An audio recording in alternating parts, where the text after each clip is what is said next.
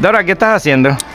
Bueno, estoy pensando que quiero que mi moto suene algo mejor que esto. ¿Qué es esto? Yo quiero algo que suene así como la tuya.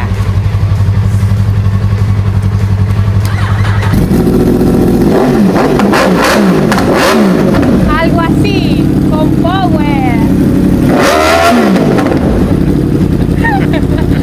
Entonces, no sé. Bueno, ajá, ¿y cómo piensas hacer eso? Bueno, con algo que compré.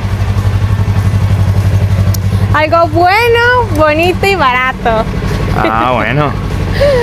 Así que acompáñenme para este lindo y hermoso cambio. Dora, por cierto, ¿qué moto es esa?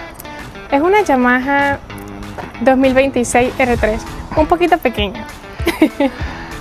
Para mí. Bueno, no es una moto pequeña, pero es una moto especial para ti. Bueno, sí es especial. Para aprender. Sí es especial, pero me gustan más grandes. Ah, bueno, pero uno tiene pero que... necesito aprender primero a dominar a ella. Eso es verdad. Cuando aprendas a dominar ese R3, entonces de Sí, repente... Cuando ya domine este R3, creo que ya puedo dominar cualquier moto. Vamos a dejarlo así, no voy a entrar en argumentos con nadie.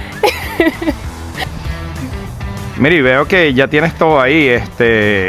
¿Qué es eso? ¿Por qué no tienes todo metido en un garaje o algo así? ¿Qué pasa? Bueno, lamentablemente vivo en un departamento, entonces no tengo garaje. Pero tengo la dicha de que tengo un lugar privado y puedo arreglar mi moto, así que acompáñame para arreglarla. Y entonces, ¿qué vamos a hacer hoy? Lo que vamos a hacer hoy es cambiarle este scan de factoría por este que suena mucho mejor. Así Perfecto. que